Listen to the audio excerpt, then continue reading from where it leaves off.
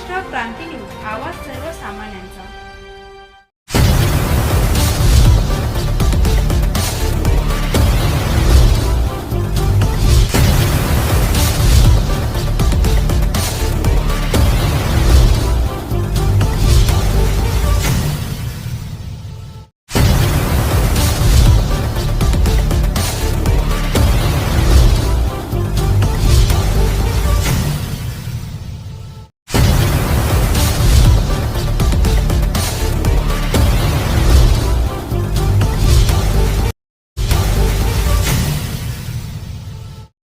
नमस्कार, मी प्रकाश आणि आपण बघत आहात महाराष्ट्र क्रांती। रणसंग्राम नाशिक महानगरपालिकेचा आढावा प्रभाग क्रमांक 26 या विशेष बातमीपत्रामध्ये आपल्या सर्वांचे पुन्हा एकदा स्वागत आहे। आपण जर बघितलं तर नाशिक महानगरपालिका आणि महाराष्ट्रातील 25 महानगरपालिकांचा निवडणूक कार्यक्रम काल जाहीर झाला आणि त्या अनुषंगाने आपण जर बघितलं तर नाशिक महानगरपालिकेची रणधुमाळी आता सुरुवात झाल्याचं आपण बघतो आहोत। त्याच अनुषंगाने प्रभाग क्रमांक 26 मध्ये अशा एका व्यक्तीला आपण भेटणार आहोत ज्या व्यक्तीने आपलं आयुष्य राजकारणासाठी वेचलेलं आहे आणि नागरिकांसाठी त्यांनी ते अर्पण केलेले चित्र आपण आतापर्यंत बघत आलेलो आहोत। अशाच एका व्यक्तीला आपण भेटणार आहोत। त्यांचा राजकारणाचा व कायद्याचा चांगला अनुभव असलेली प्रशिक्षित व्यक्ती आणि उच्च शिक्षित आहे, त्यांच्याशी आपण भेटणार आहोत। तसेच पक्षाशी एकनिष्ठता काय असावी आणि पक्षाशी कसं संगनमत असावं हे त्यांच्याकडून आपल्याला शिकायला मिळतं। तसंच 2012 ते 17 या कार्यकाळात नगरसेवकपद या व्यक्तीने घोषवलेलं आहे। विविध विकास कामे त्या माध्यमातून त्यांनी घोषवलेले आहेत। खरं तर 92 त्या काळापासूनच ते राजकारणामध्ये आणि नाशिक महानगरपालिकेच्या निवडणुकीत सक्रिय आहेत। कामगार, कष्टकरी यांच्यासाठी लढा देणारे आणि सतत आंदोलनामध्ये रस्त्यावर आपण त्यांना पाहिलेले आहे। अशा व्यक्तीशी आपण आता भेटणार आहोत आणि पुढील काही वेळ त्यांच्याशी चर्चा करून एकंदरीत प्रभाग क्रमांक 26चा विकास कशा पद्धतीने करणं आवश्यक आहे आणि त्या तेथील मतदारांना काय गरजा त्यांच्या आहेत। आपलं महाराष्ट्र क्रांती न्यूज मध्ये स्वागत आहे। कालच निवडणूक कार्यक्रम जाहीर झालेला आहे। प्रभाग क्रमांक 26 मध्ये आपली आता तयारी आहे कशा पद्धतीने राहील आणि आपण जर बघितलं नाशिक महानगरपालिकेच्या निवडणुकीमध्ये आपण सातत्याने लढा देत आहात, बऱ्याच वेळा आपण निवडून पण आला, तर आपला त्यामागचा संघर्ष आतापर्यंत कसा राहील? माझी नाशिक महापालिकेची पहिली निवडणूक 1992 साली पहिली निवडणूक झाली। त्यात मला थोडं अपयश आलं, परंतु मी त्या अपयशाला न डगमगता मी माझं पक्षाच्या माध्यमातून माझं काम चालू ठेवलं आणि ते काम करत असताना जनतेने माझ्या कामाची जाणीव ठेवली आणि 1997ला पहिल्यांदा मी निवडून आलो आणि निवडून दिल्यानंतर त्या ठिकाणी मला जनतेने ठेवलेला माझा जो माझा विश्वास, त्या विश्वासाला पात्र ठेवून मी नाशिक महापालिकेमध्ये चांगल्या प्रकारचं काम करण्याचा प्रयत्न केला।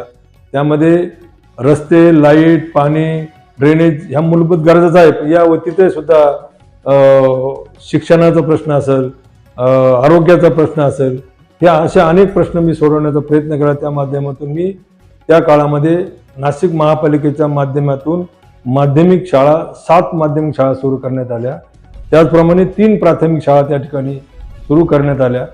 त्याचाच परिपाक म्हणून 2002 ते 7 प्रभागाची निवडणूक होती आणि त्या निवडणुकीमध्ये पवननगर सावतानगर पासून तर खुटवड नगर, विखेपाडी शळकाचा मोठा प्रभाग होता। त्या प्रभागामध्ये मला लोकांनी दुसऱ्यांदा निवडून दिलं नाही, तर त्या ठिकाणी शहरामध्ये 108 नगरसेवकांमध्ये 1 नंबरची मतं मला त्या ठिकाणी दिली आणि तो विश्वास मी कायम ठेवला आणि अतिशय चांगलं काम करण्याचा मी लोकांना विश्वासात घेऊन या ठिकाणी काम करण्याचा प्रयत्न केला। तुम्ही खुटवड नगर बघत असाल, मुख्य रस्त्याला जी काही झाडं आहे त्या काळामध्ये 5000 झाडांचं पहिलं प्लांटेशन आम्ही त्या ठिकाणी केलं। आज ती झाडं अतिशय डोमदार आणि डोलदार पद्धतीने उभी आहे। त्याचप्रमाणे खत प्रकल्प असेल त्या ठिकाणी झाडं लावलेली आहे। त्र्यंबक रोडला बघितलं असेल त्या ठिकाणी झाडं आहे। त्या कार्यकाळामध्ये आम्ही नाशिक शहरामध्ये एक मोठा प्रश्न निर्माण होता, पंचवटी खत डेपो तयार झाला होता आणि त्यासाठी खूप नागरिकांचं मोठं आंदोलन त्या ठिकाणी उभं राहिलं होतं। त्या आंदोलनाची दखल घेऊन त्या ठिकाणी त्या आमच्या कार्यकाळामध्ये खत प्रकल्प त्या ठिकाणी नाशिक महापालिकेमध्ये उभा राहिला, खत प्रकल्प उभा राहिला. त्याचप्रमाणे फाळके स्मारक, ज्या चित्रपट सृष्टीचा जन्म ज्यांनी घातला दादासाहेब फाळके, त्यांची जन्मभूमी नाशिक, त्याच्या नावाने फाळके स्मारक नाशिक महापालिका उभा, त्याचे आम्ही खरे म्हणजे साक्षीदार आहोत. एक चांगलं काम उभं राहण्यामध्ये महापालिकेच्या त्यामध्ये आम्ही मोलाची भूमिका पाहिजे. तारांगण असेल, असे अनेक प्रकल्प त्या ठिकाणी उभे राहिले आणि तो कामाचा आमचा जो काही पाठपुरा आमचा आजही कायम त्या ठिकाणी चालू आहे. आपण जर बघितलं 2026 ची मनपा महानगरपालिका निवडणूक आहे, ती लढवण्यामागचा आपला उद्देश काय आणि मतदारांनी आपल्याला का निवडून द्यावं, काय?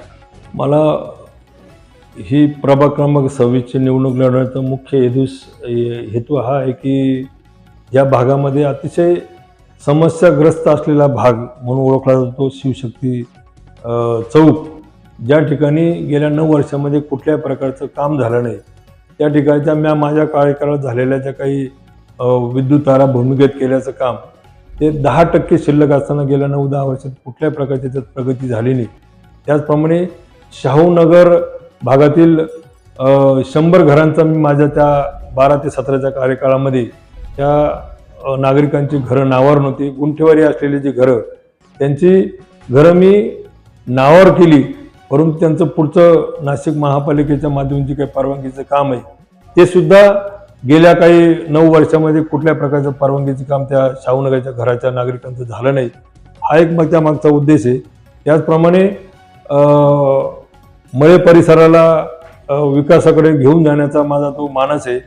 त्या ठिकाणी कुठले रस्ते, डीपी रस्ते न केल्यामुळे तो भाग गेल्या अनेक वर्षापासून विकासापासून कोसं दूर आहे. त्याचप्रमाणे लिंक रोडची आज परिस्थिती बघता आमच्या 12 ते 17च्या काळात जे काय सचिन बोर नगरसेवक होते, अतिशय चांगला 4 लेन रस्ता केला. परंतु या 10-12 वर्षामध्ये त्याच्या कुठे डांबर न टाकल्यामुळे त्या रस्त्याची अतिशय दुरावस्था झाली. त्याचप्रमाणे जो काही आशीर्वाद पार्क असेल, बालाजी पार्क असेल, म्हाडा असेल, या परिसरामध्ये सुद्धा विकास त्या ठिकाणी गेल्या काही वर्षामध्ये झालाच नाही.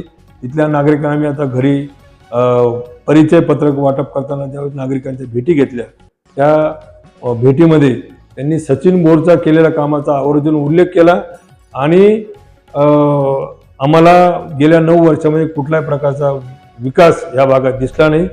आणि आमच्या खोटवड नगर असेल, शिवशक्ती चौक असेल, इकडे साळुंकी नगर असेल, वावरे नगर असेल, या भागात सुद्धा ज्या पद्धतीने विकास व्हायला तो काही झाला नाही.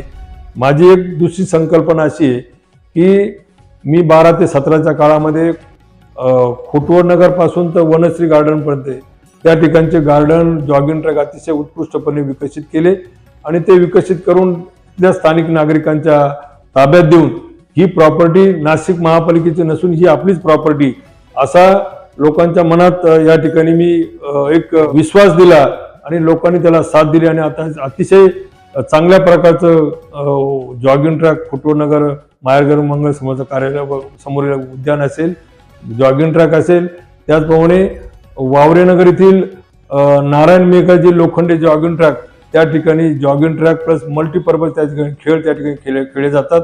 त्या माध्यमातून त्या ठिकाणी अनेक मुलं राष्ट्रीय स्तरावरती, एक विद्यार्थीने आताच 4 महिन्यापूर्वी आंतरराष्ट्रीय खेळाला जाऊन त्या ठिकाणी 3ऱ्या नंबरचं त्या ठिकाणी पारितोषिक तिने मिळवलं.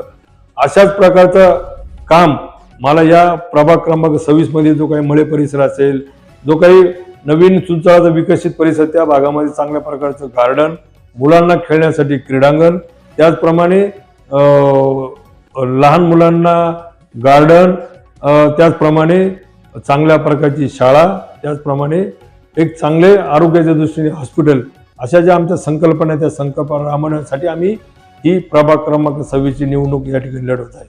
राजकीय पक्षामध्ये आपण बघितलं, आपण तर कार्यकर्त्याला संधी दिली जात नाही असं बोललं जातं, तसं आपल्या पक्षात नाही. तसं नाही. आम्ही आता माझे पोटनिवडणूक झाली, आमचं मोहन जाधव एक साधा आमचा एक कामगार, त्याला आम्ही 2017 नंतर जी पोटनिवडणूक झाली त्यापूर्वी त्याला आम्ही उमेदवारी दिली, लढली. असेच आमचे अनेक कार्यकर्ते त्या ठिकाणी आम्ही वेगवेगळे निवडणुकीमध्ये साधे साधे कामगार त्या ठिकाणी उभे केलेले. आता आमच्या पॅनलमध्ये सचिन घाटोळ जो आमचा TDKचा इतकाचा कामगार आहे, त्याची पत्नी ज्योती घाटोळ आम्ही या ठिकाणी उमेदवारी दिलेली आहे. म्हणजे आम्ही काय त्या ठिकाणी मोठे उमेदवार नाही, सामान्य कार्यकर्त्याला संधी देण्याचा प्रयत्न केलेला आहे. मी 2017ला याच प्रभागामधून हा जो शिवशक्ती, खुटवड नगर, चाणक्य नगर, जनक नगरी, सातपूरमळे परिसर, link road, Jadhav township, Bhor township, त्याचप्रमाणे आशीर्वाद नगर, चुंचाळे गाव जो परिसर आहे, या परिसराचा जो काही अभ्यास केला होता, त्या अभ्यासाचा म्हणजे मी त्या भागातून नवीन प्रभाग झाला होता. माझा जुना अर्धा प्रभाग आणि नवीन हा अर्धा प्रभाग त्या ठिकाणी झाला. परंतु त्या ठिकाणी निवडणूक मला अपयश आलं. परंतु त्या भागामध्ये जो सातपूरमळे परिसर असेल, त्या सातपूरमळे परिसराचं आज MIDC होऊन अनेक वर्षे लोटली. परंतु त्या सातपूर मळे परिसर शेतकऱ्यांच्या सातपूर त्यांची जमीन 100% म्हणजे संपादित झाली. जी काय राहिलेली जमीन आहे, त्या जमिनीतून जो काही त्यांचा उदरनिर्वाह चालतो त्याचं रूपडं येत्या काळात बदलण्याचा आमचा मानस आहे. की त्या शेतकऱ्यांना न्याय द्यायचा आहे. त्याचप्रमाणे आमचा जो शिवशक्ती भाग आहे, सिडकोचा एक भाग असल्याकारणे त्या ठिकाणी तो पण भाग विकासापासून बऱ्यापैकी दूर असल्याकारणाने त्या ठिकाणी कोणी लक्ष दिलं नाही. आणि जो सातपूर लिंक रोड आहे त्याची दुरवस्था बघता काय परिस्थिती आहे. तिथं आशीर्वाद नगराचं आजही आपण त्या भागात गेलो, आपण महापालिकेच्या हद्दीत आहे की नाही असं वाटतंय. ही सर्व गोष्ट बघता की ही समस्या बघता मी पक्षाच्या वतीने या ठिकाणी ही निवडणूक लढवण्याचा निर्णय घेतला. आणि या भागातील नागरिकांना मूलभूत समस्या असेल, जे काय असेल ते सोडवण्याचा आमचा मानस म्हणून मी ही निवडणूक लढवण्याचा माझा 2017 मध्ये आपल्याला मतदारांनी प्रशासनात आले. 2012 ते 2017 आणि 17च्या निवडणुकीत आपल्याला प्रभाव पत्करावा लागला. त्याची प्रमुख कारणे काय असू शकतात? त्याचं प्रमुख कारण म्हणजे नव्याने प्रभाग झाला. अर्धा प्रभाग माझा जुना खुटवड नगर शिवशक्ती होता आणि नवीन प्रभाग झाला. तर त्या ठिकाणी लोकांनी त्या ठिकाणी जे काही आमचा त्यावेळेस 3च उमेदवार होते, एक उमेदवार कमी असल्या कारणाने त्या ठिकाणी आम्हाला काही कारणास्तव त्याचे अनेक कारणे, मग त्याला अनेक आर्थिक असेल अनेक कारणांचं त्याचा आम्हाला पराभव सामोरं जावं लागलं. ही वस्तुस्थिती. आपण आता बोलताना उल्लेख केला का तुमच्या नगरसेवक काळामध्ये तुम्ही झाडांची निर्मिती केली, वृक्षप्रेमी देखील आपण आहात. परंतु आज घडीला आपण जर बघितलं तर कुंभमेळ्यासाठी तपोवनात वृक्षतोडीचा मोठा घाट घातला जातो आहे असं नागरिकांचं म्हणणं आहे. तर त्याकडे आपण कसं बघता? बरोबर आहे. ती तपोवन हा सिंहस्थासाठी असलेलं जी काही जागा आहे ती त्या ठिकाणी राखीव आहे. आणि त्या ठिकाणी तपोवनाचा अर्थच आहे तप करण्या, साधूंना तप करण्यासाठी ती रामापासून आलेली जी काही परंपरा आहे त्या ठिकाणी झाडं लावले, मोठमोठी झाडं आहे.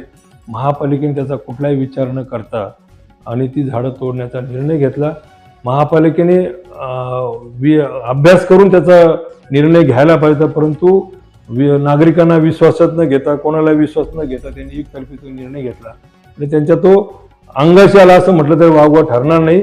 आणि तपोवनात ही झाडं ह्या शहराचं आज नाशिक शहर थंड हवेचं ठिकाण म्हणून प्रसिद्ध आहे. हवा पाणी याच्यासाठी प्रसिद्ध आहे आणि म्हणून नाशिकवर लोक प्रेम करतात. आणि त्याच नाशिकला आपण विकासाच्या भकास दिशेकडे घेऊन जातो का असं त्या ठिकाणी आपल्याला दिसतंय. आणि म्हणून वृक्षतोड ही थांबली पाहिजे. तुम्हाला वृक्षारोपण करण्यासाठी भरपूर जागा आहे. या अगोदर याच शासनाने राज्यभर 33 कोटी झाडं लावले, त्याचा कुठे हिशोब दिला जात नाही. आज जे काही नव्याने झाडं आणले ती लावण्याची पद्धत बघितली ती काही एखाद्या काय म्हणतात टेक्निकल माणसाला जर विचारलं ही झाडं कशी लावली तसा पद्धत कुठे अभ्यास न करता शासन फक्त फॉर्मॅलिटी करते. आणि याच्यात फक्त टेंडरिंगचाच मोठमोठा गाजावाजा चालू आहे असं म्हटलं तर वावगं ठरणार नाही. आपला एक महत्वाचा प्रश्न मतदारांच्या मूलभूत गरजा आपण बघितल्या, रस्ते, वीज, पाणी, आरोग्य, शिक्षण हे आहे. परंतु आपण जर बघितलं तर ह्या प्रभागामध्ये महिला आणि मुलींची सुरक्षा हा महत्वाचा मुद्दा त्या ठिकाणी असतो आहे. अशात आपण नगरसेवक झाल्यानंतर या महिला मुलींच्या सुरक्षेबाबत असा काय प्रश्न? अतिशय महत्त्वाचा प्रश्न आहे. या अगोदर याच भागामध्ये गुंडगिरी खूप 12 ते 17 मिनिट डोकं वर काढलेलं होतं.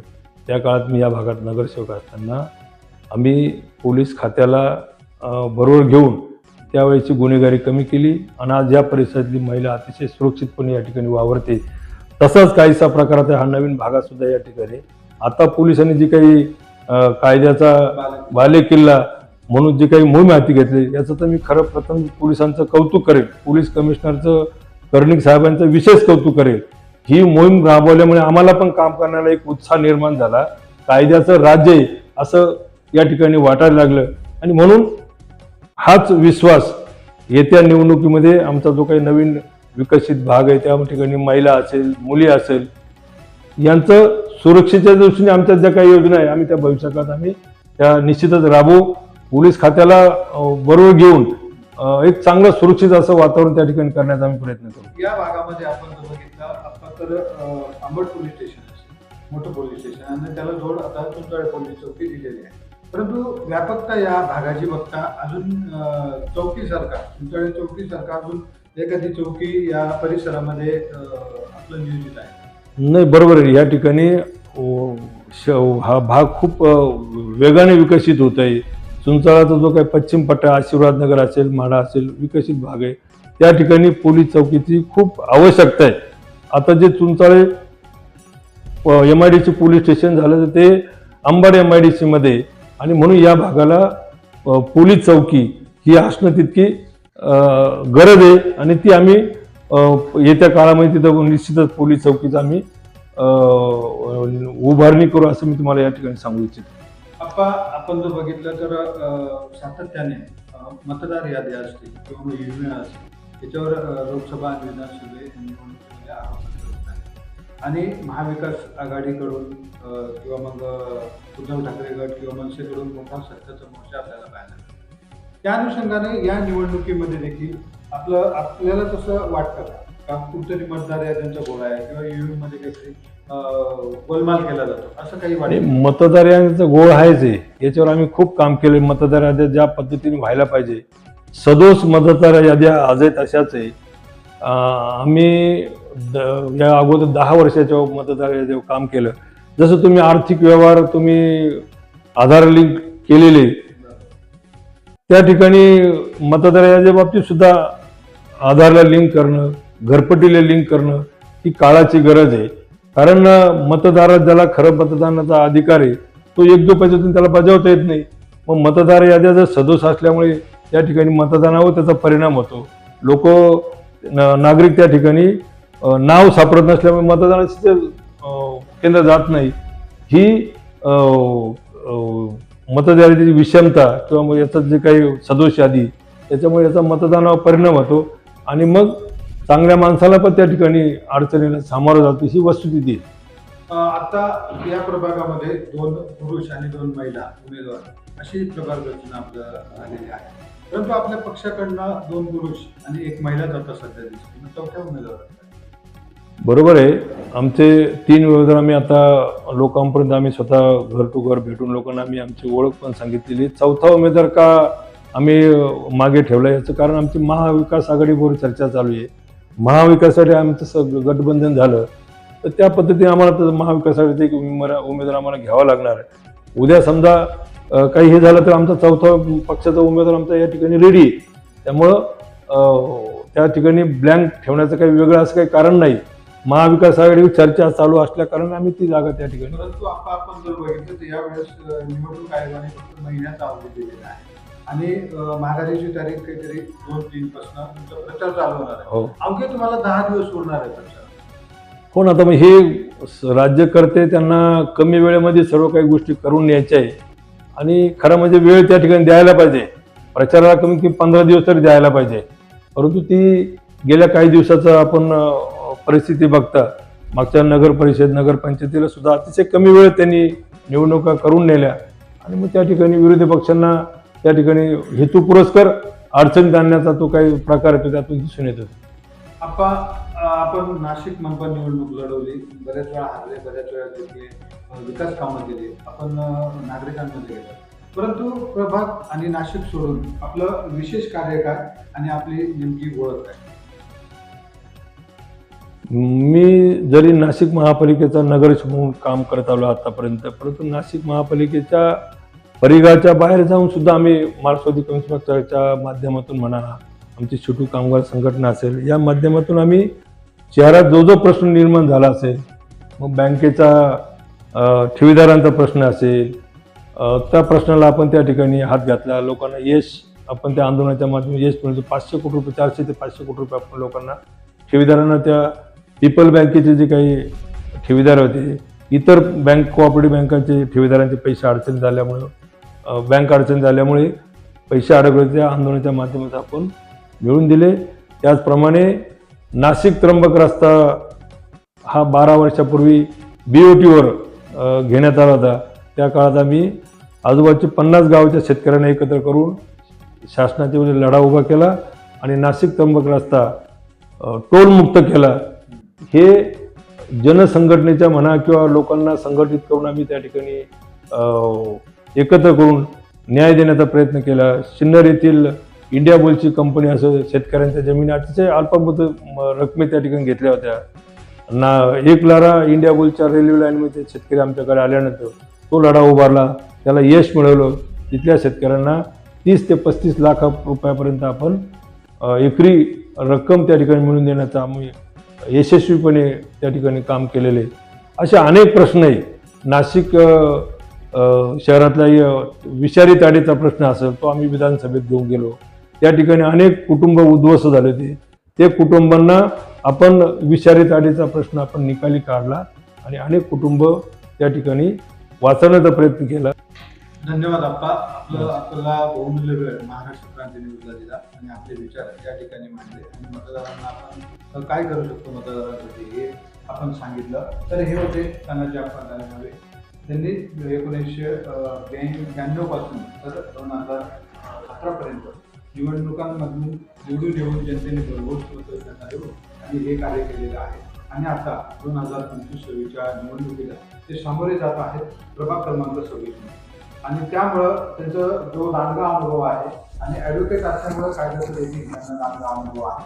म्हणून विविध माध्यमातून त्यांनी जी मतदारांशी नाद जोडलेली आहे ती अविरतपणे पुढे सुरू ठेवण्यासाठी ते आता सज्ज झालेले आहेत. आणि येणाऱ्या 2025-26च्या निवडणुकीत प्रभाग क्रमांक 26 मधून मार्क्सवादी कम्युनिस्ट पक्षाकडून ते निवडणुकीला सामोरे जात आहेत. आणि त्यांच्याबरोबर असणार आहेत 2 महिला आणि पुरुष, ते म्हणजे सचिन नामदेव हे देखील माजी उमेदवार आहेत आणि स्फूर्तिमय नगरसेवक असे त्या भागामध्ये त्यांची ओळख आहे.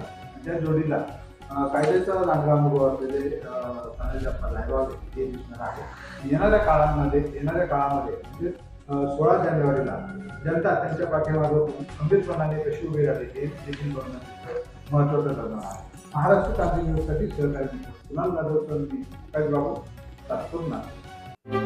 अशाच नवनवीन बातम्या पाहण्यासाठी आमच्या महाराष्ट्र क्रांती न्यूज या YouTube चॅनलला लाईक करा, सबस्क्राईब करा आणि बेल आयकॉनला प्रेस करा.